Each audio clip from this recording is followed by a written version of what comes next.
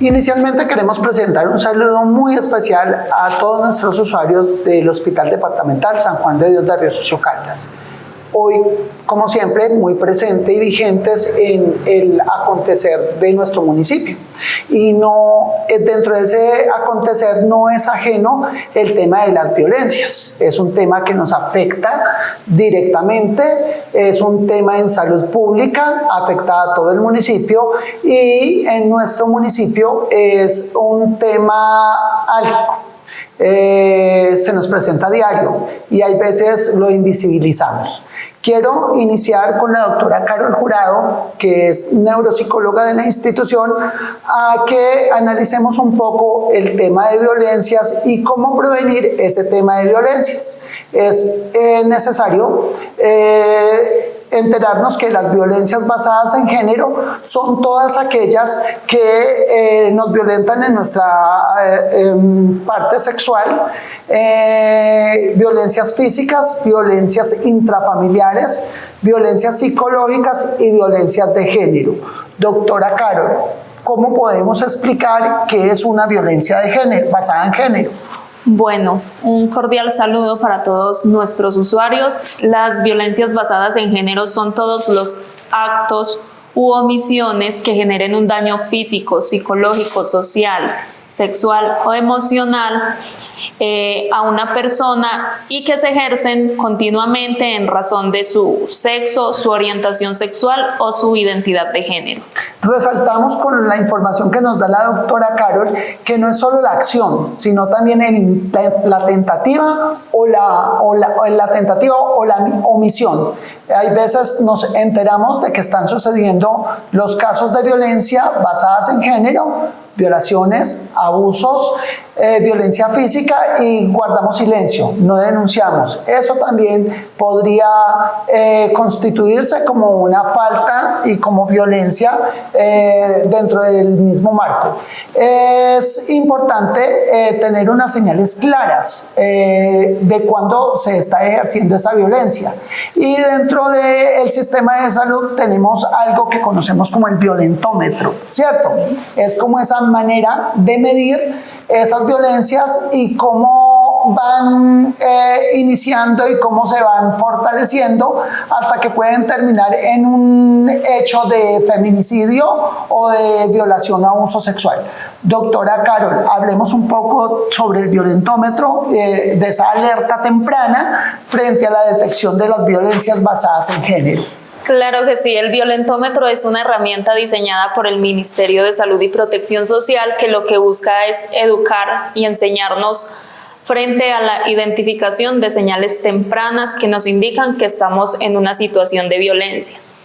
Este violentómetro lo trabajamos a partir de 3 grandes categorías. La primera es la categoría de conductas o acciones que nos dicen que hay un estado de alerta y que la violencia puede ir aumentando progresivamente. Entre esas señales de alarma tenemos los celos constantes, esa necesidad de control de mi pareja hacia mí, que me vigile el teléfono, que me mienta, las charlitas pesadas. Las charlitas pesadas, la ridiculización en público, los chistes que son hirientes. La jaladita de cachete con su dosis de agresión. Exacto. Esas son conductas que se invisibilizan porque parecen muy cotidianas y muy del diario vivir, pero que si les prestamos atención se pueden ir convirtiendo progresivamente en un tipo de violencia un poco más fuerte. Tenemos conductas que nos dicen, ven, hay que actuar, hay que buscar ayuda porque esto no está bien. Entre estas conductas alarmantes tenemos los golpecitos que dicen, venga, es que estábamos jugando, te empujé, pero era un juego. Era charlando. Era charlando, era un juego. Es que tú no aguantas. Es que tú no aguantas, sí. Las caricias fuertes, las humillaciones un poco más fuertes, más dolorosas, más en público. Tenemos también que tire o nos quite objetos y los rompa, que nos aísle de nuestros familiares, amigos. Este tipo de situaciones, maltrato verbal, insultos. Que no hace más, doctora, que acumular tensión. ¿cierto? Exacto. Vamos en un ciclo en el que se empieza a acumular una tensión que luego puede estallar ya en una violencia en rojo, una violencia más fuerte que viene siendo la agresión física, la agresión sexual. Aquí es importante aclarar que esta agresión sexual se da también en el marco de las relaciones de pareja. Doctora, qué bueno tocar ese punto. En muchas ocasiones pensamos o tenemos la idea de que como estoy casado o estoy casada, pues mi esposo o mi esposa tiene derecho a opinar sobre mi cuerpo y tiene derecho a tener relaciones sexuales conmigo cuando esa persona quiera. Y muchas veces no se cuenta con mi disposición para tener esas relaciones sexuales o con mi consentimiento. Por más casado que esté, por más que esté constituida la familia, la decisión sobre mi cuerpo y sobre mis relaciones sexuales es mía. Cualquier situación que vaya más allá de que sea con coacción se constituye como un abuso sexual. Entonces no hay tal de que es mi esposo, es mi esposa. No. Yo no tengo dueño, mi cuerpo no tiene dueño y mi sexualidad no tiene dueño. Soy yo la única persona que decide sobre esos aspectos. Comparto con mi pareja, respeto a mi pareja, pero mi individualidad y mis derechos son inalienables. Sí, dentro de este tema también es importante que aprendamos a reconocer cuáles son nuestros derechos sexuales y reproductivos. Un derecho muy importante es el derecho a decir no, es decir, a dar mi consentimiento frente a si quiero o no quiero tener una relación sexual y frente a si quiero o no tener hijos, que también es otra forma de violencia de tipo sexual, obligar a alguien a tener hijos, ¿cierto? Finalmente tenemos violencias más fuertes que terminan en un feminicidio, que terminan en un secuestro, y digamos que dentro de la violencia también es importante aclarar que hay tipos y hay formas y normalmente los confundimos. Los tipos de violencia de género se refieren un poco más a cómo yo ejerzo esa violencia, es decir, te golpeo, es violencia física, te manipulo, es violencia psicológica, te digo cosas hirientes, es violencia verbal, ¿cierto? Te quito tu dinero o manejo tu dinero, es violencia económica. Y las formas están más ligadas al contexto en el que se presenta. Entonces, si es en un contexto dentro de la familia, hablaríamos de violencia intrafamiliar. Si es en un contexto de pareja, violencia de pareja. Si es contra un niño, sería maltrato o violencia infantil. Entonces, es importante reconocer que dentro de las formas hay muchos tipos en los que se puede ejercer la violencia. Perfecto. Teniendo claro cómo funciona el violentómetro, ¿cómo podemos nosotros detener que esa violencia llegue a esa alerta máxima que puede colocar nuestra integridad y vida en riesgo? ¿Y cómo podemos acceder a atención oportuna y eficaz desde los sectores de salud, justicia y protección? Bueno, habría dos puntos que tocar ahí. El primero es cómo desde mi individualidad yo permito o no permito que esa violencia avance, y dentro de ese ser individual es muy importante tener unos límites muy claros y muy bien establecidos frente a lo que yo busco en mis relaciones interpersonales y en esa medida frente a lo que estoy dispuesto a aguantar o no en esas relaciones. Lo segundo es buscar ayuda de manera inmediata, y para eso entra la parte institucional, que vendría siendo los 4 sectores: salud, justicia, protección y educación, que en el caso de educación actúa como un primer respondiente, ¿cierto? Sí. Las rutas de atención, la ruta de atención integral a la violencia inicia en el servicio de urgencias, es decir, se apertura a partir del sector salud, y el sector salud se encarga de notificar al resto de sectores. ¿Qué puede pasar? Que se identifique una violencia en una institución educativa, que se identifique en la comunidad. Entonces, ¿qué debe hacer el primer respondiente? Canalizar al usuario al sector salud. En conclusión, lo que nos dice la doctora Carol sería que podemos acudir a cualquiera de estas entidades: justicia, protección o salud.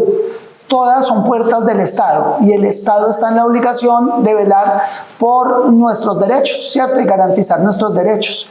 Bien pueden acudir a las comisarías de familia, bien pueden acudir a la Fiscalía General de la Nación, bien pueden acudir a las inspecciones de policía, al Instituto Colombiano de Bienestar Familiar y recuerden que estamos en un municipio que cuenta con una población indígena grande y que esta población indígena también tiene una justicia propia que también hace las veces para efectos de la violencia en justicia y protección. Entonces también a las justicias propias de los resguardos las personas pueden acudir y activar estas rutas de atención.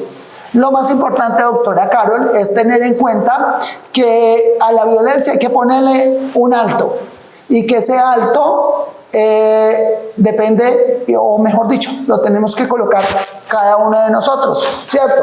Ya tenemos la información del violentómetro, ya sabemos cuáles son las alertas tempranas, lo que tenemos que tener en cuenta, esa bromita pesada, esas faltas de respeto que casi ni se sienten y que luego van en un ciclo que terminan en una agresión con consecuencias como abusos sexuales o muertes. Entonces no es de minimizar el tema, es de tenerlo muy claro. Y creería yo, doctora Carol, que lo principal que tenemos que tener es fortalecer nuestros autoconceptos, ¿cierto? Fortalecer nuestro amor propio, entender que somos sujetos de respeto, que merecemos respeto y debemos dar respeto a los demás. Entonces es fortalecer un poco esos autoconceptos, doctora, que podemos aportarles en cómo fortalecer esos autoconceptos a nuestros oyentes. Bueno, mira, los autoconceptos tienen un importante contexto familiar y social y es cómo me educaron a mí en mi casa y qué me enseñaron frente a lo que yo soy y a lo que debería ser. Entonces, un paso inicial para fortalecer mi autoconcepto es ser autorreflexivo frente a mi historia y ver qué patrones estoy repitiendo que han sido dañinos en mi familia y que me están haciendo daño en este momento. Y empezar a ejecutar pautas de autocuidado en salud mental, es decir, creemos que el autoestima es amarnos incondicionalmente y eso es una vara muy alta y para podría alcanzar. Interpretarse con un ego mal elaborado. Exacto. ¿Cierto?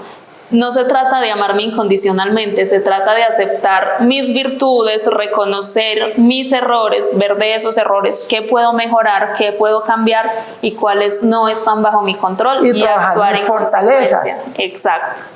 Sería esa, digamos, que parte de la fórmula mágica para alcanzar mejor autoconcepto. El tema de la violencia es un tema amplio, tortuoso, delicado. Es importante que lo asumamos con la responsabilidad con la que se tiene que asumir, porque están en juego nuestras mujeres, nuestros niños, nuestro futuro. La violencia hay que ponerle un alto y el alto se lo puedes colocar tú desde tu casa, desde tu actuar diario, desde el fortalecimiento de tus autoconceptos. Y lo más importante, denunciar y acudir a las instituciones que estamos para garantizar una atención oportuna que minimice los efectos de la violencia. Le agradezco mucho, doctora Carol, por los aportes tan importantes y estamos como institución siempre presentes en la mejora continua y en la garantía de los derechos de nuestros usuarios. Muchas gracias.